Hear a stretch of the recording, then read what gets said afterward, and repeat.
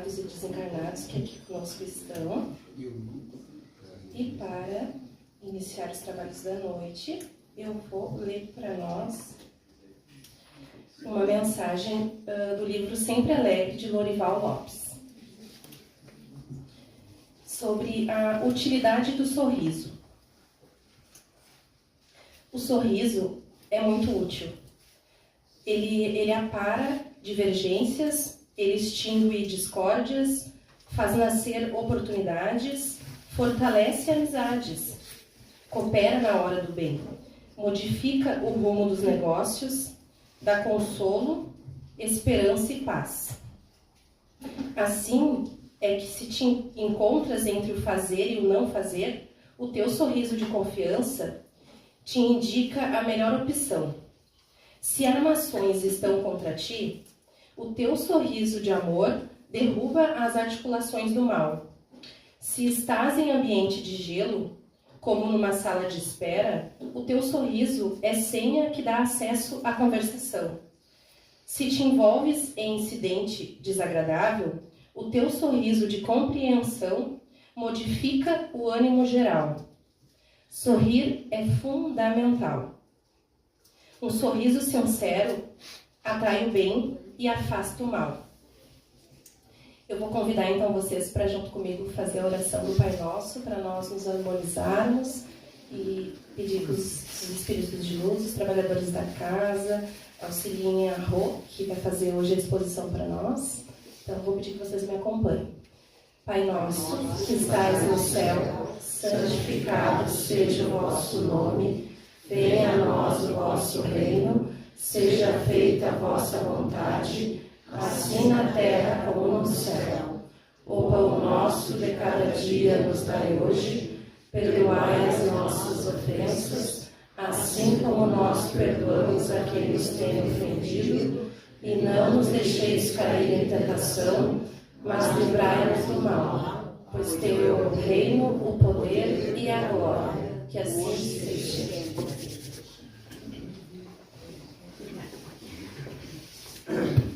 Boa noite a todos. Então, já estou exercitando. Sorriso. Mas é que eu sou risonha mesmo, né? Faz parte do meu ser. Eu espero que todos se encontrem bem neste momento, que as palavras que eu preparei possam chegar com a mesma intenção que eu preparei no coração de cada um, trazendo paz, serenidade e também um espaço de reflexão. Que este momento que antecede ao passe é um momento onde nós vamos refletir, pensar, trazer para a nossa caminhada os assuntos que são escolhidos aqui para a exposição. Então, eu gostaria hoje a gente conversar um pouquinho sobre a missão do Espiritismo. Qual é a missão do Espiritismo? Alguns poderão pensar que a missão do Espiritismo é fazer contato com os irmãos que já estão noutra dimensão. Não. O Espiritismo não é só isso.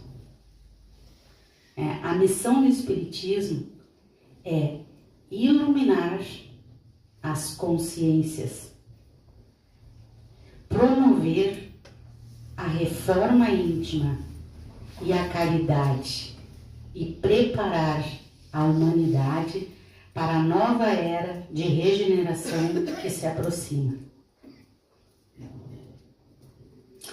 Iluminar as consciências dos outros? Não. O Espiritismo trabalha em cima da auto-iluminação.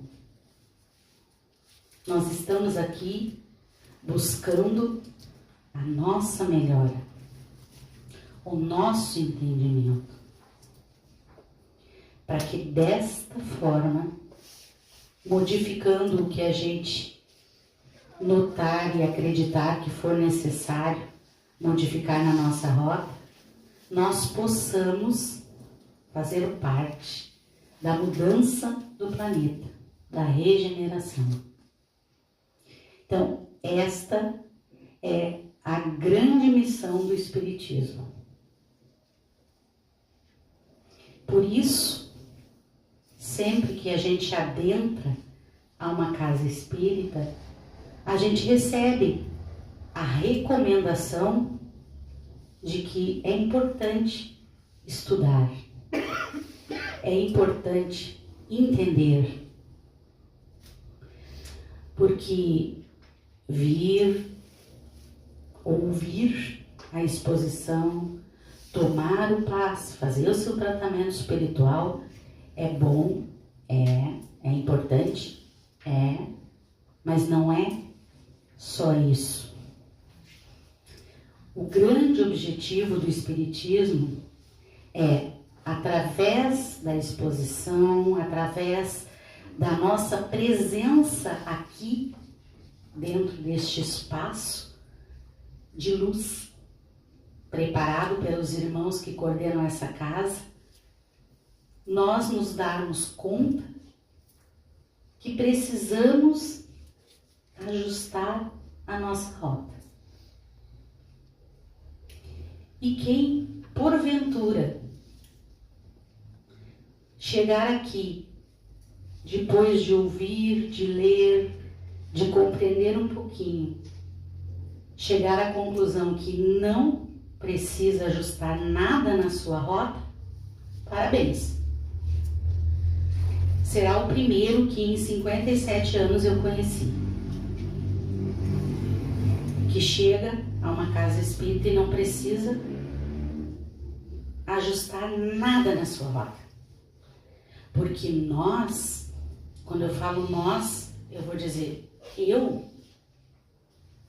Rosângela,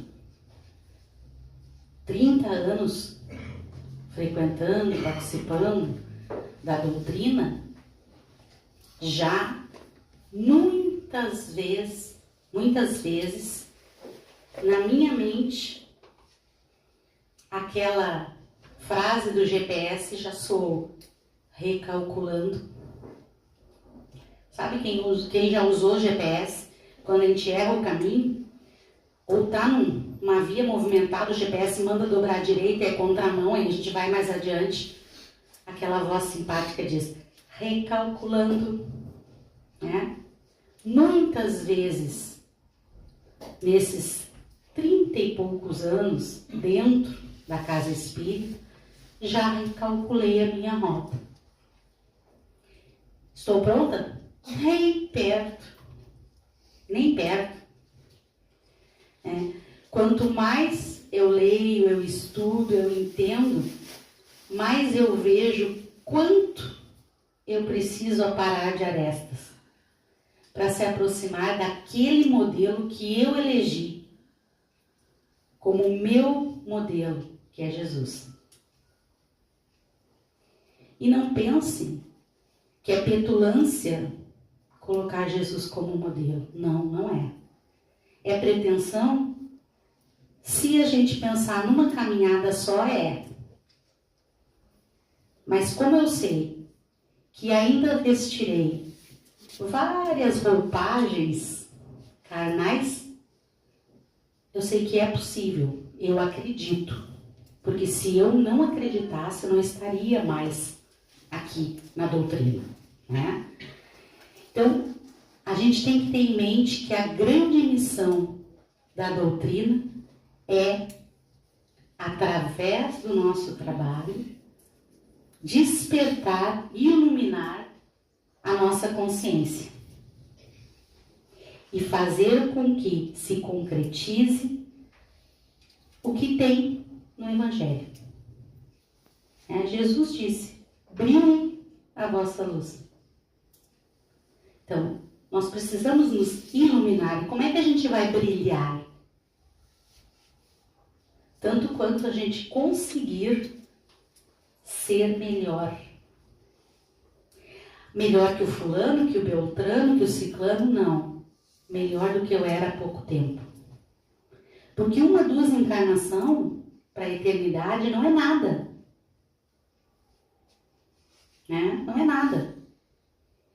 E a gente pode começar fazendo o nosso exame de consciência, né? O nosso esboço para a reforma, se olhando despidamente no espelho, pensando quem eu sou, como eu reajo, como eu me porto. Será que todos nós temos estas respostas? A gente gosta muito de dizer, quando vê um amigo, um conhecido, ou até um que nem é conhecido, nem tão amigo, passar por uma dificuldade, a gente gosta de dizer, se fosse eu, fazia assim, fazia assado. Eu nunca ia fazer isso. Eu nunca ia. E nunca, e nunca, e nunca. Só que quando aquela prova bate a nossa porta, aí são outros 500. A gente só sabe como a gente vai reagir realmente quando a gente estiver passando pela dificuldade.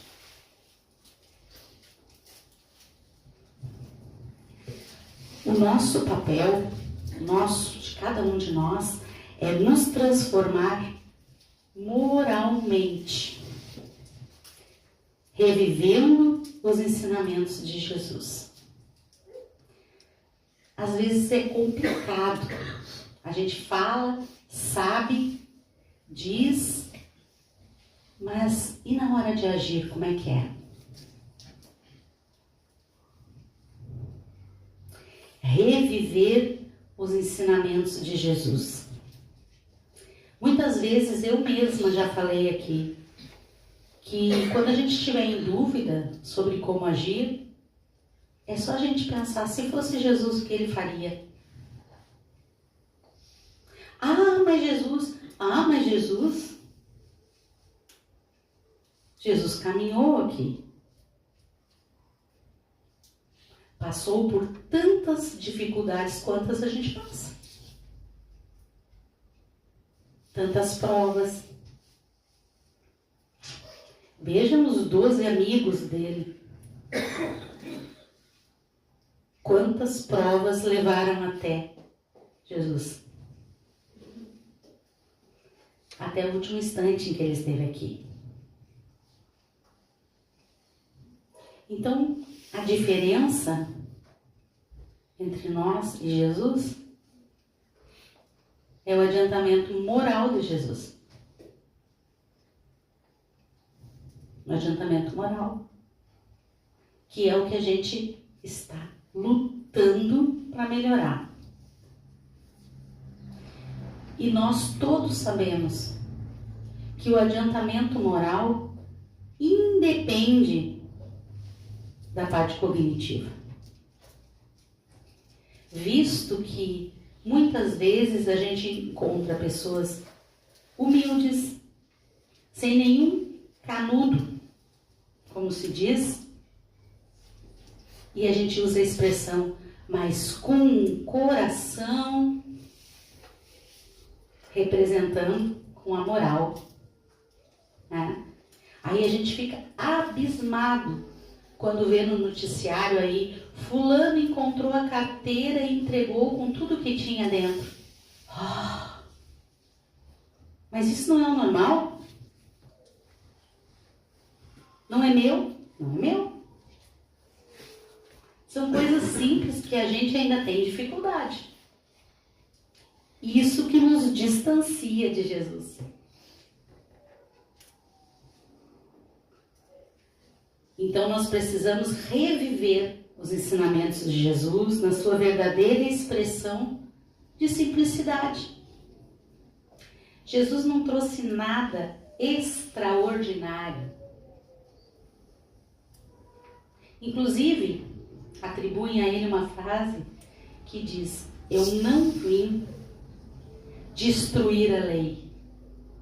Eu vim para que ela se cumpra. Só que ele transformou aquela lei que a gente, quem fazia catequese, né, que é a minha escola antiga, a gente decorava, escrevia, decorava os 10 mandamentos.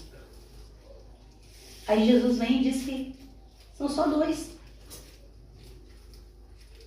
São só 2. Amar a Deus, né, atribuir para Ele o que Ele realmente é, toda bondade e amor, e fazer ao outro que a gente gostaria que fizesse pra gente. Ponto. Os 10 mandamentos estão aí. Simples assim. De falar. Contando que a vida continua em diferentes planos e que apenas o amor pode nos elevar e aproximar de Deus. Apenas o amor nos eleva e nos aproxima de Deus. Por quê? Não adianta, vou citar o exemplo de dentro da casa espírita, não adianta ler todas as obras básicas, que são 5, saber de cor o nome do fulano, do ciclano, o que Kardec escreveu aqui, a questão número tal, a questão, não sei qual é a outra questão. De nada adianta isso se eu não tiver amor. Se eu não colocar em prática. Se eu não exercitar. Aí, eu quero refletir mais um ponto. Quando a gente começa a estudar a doutrina espírita, em toda a literatura vai nos dizer que a doutrina espírita ela está sobre 3 grandes pilares, né? A ciência, a filosofia e a religião. Sim, não estou desdizendo isso. Mas usando uma palavra que eu aprendi com uma irmã, né? Que agora, quando eu aprendo uma palavra nova, eu uso. Vou co-criar. Eu diria que o Espiritismo está em cima de 3 grandes pilares, sim. Perdão, caridade e amor. Não adianta nada eu saber toda a história científica e filosófica do Espiritismo, se eu não sentir a necessidade, não trabalhar com todo o conhecimento e força que eu tiver para exercitar o perdão. Um sacrifício, está no Evangelho, só não sei dizer a página, nem a lição certinho, porque não me aplico em decorar. Está escrito que se a gente quiser agradar a Deus, fazendo uma oferenda, que era um costume antigo, que primeiro a gente retornasse e fizesse as pazes com os nossos irmãos. É uma recomendação também, que a gente não durma sem pedir desculpa, sem perdoar. Porque afinal, a gente nem sabe se vai abrir os olhos da carne amanhã.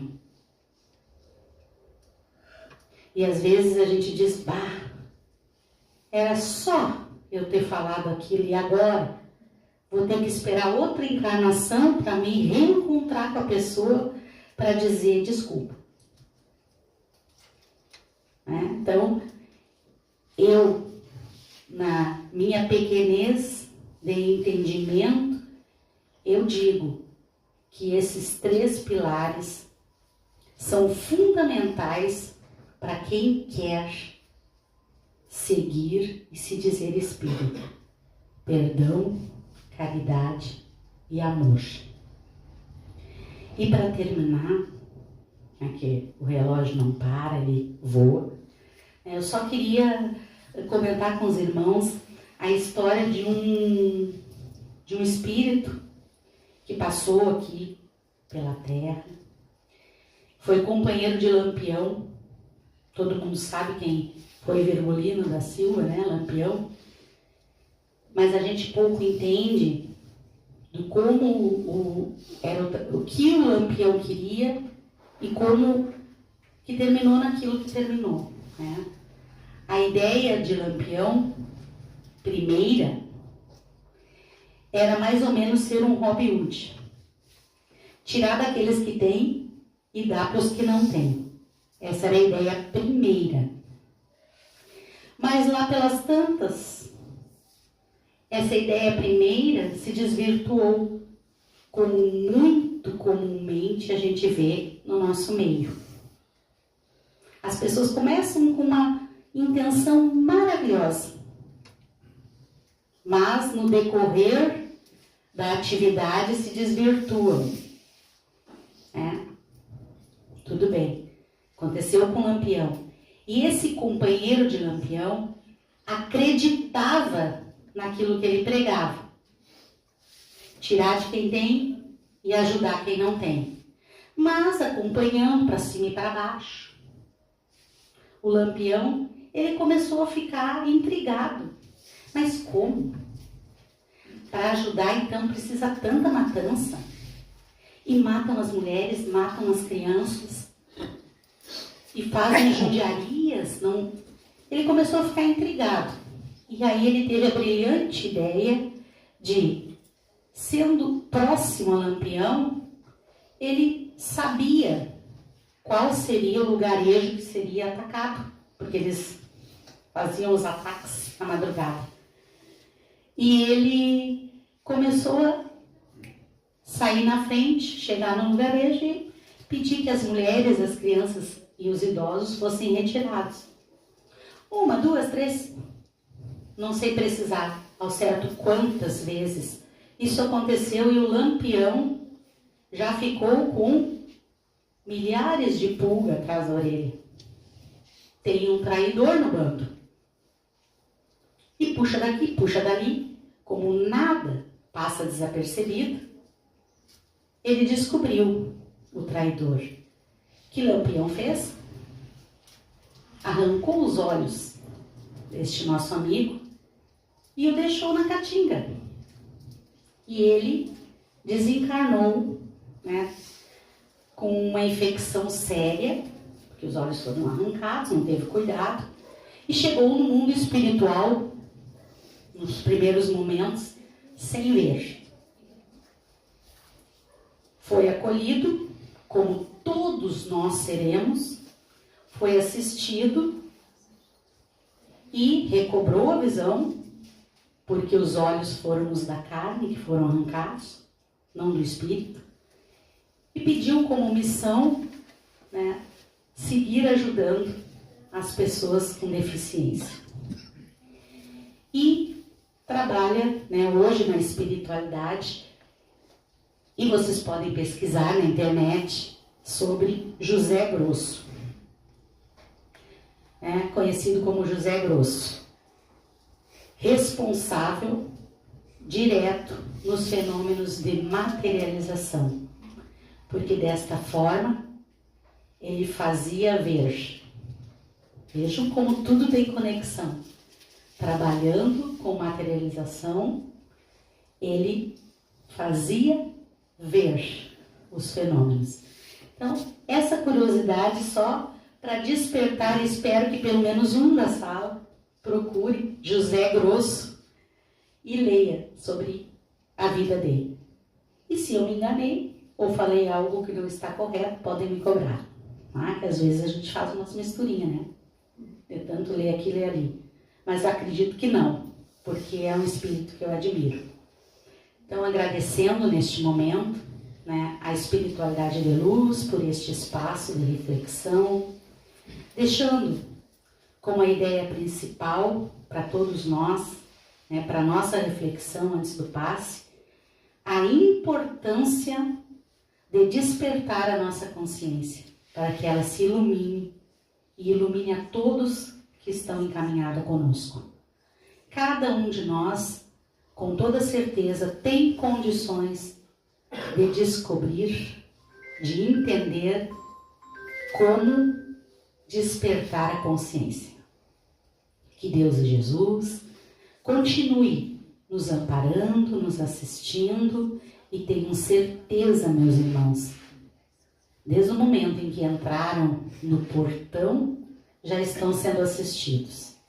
Aguardem com fé e aproveitem para mentalizar todas as dificuldades que os trouxeram até aqui. Que assim seja.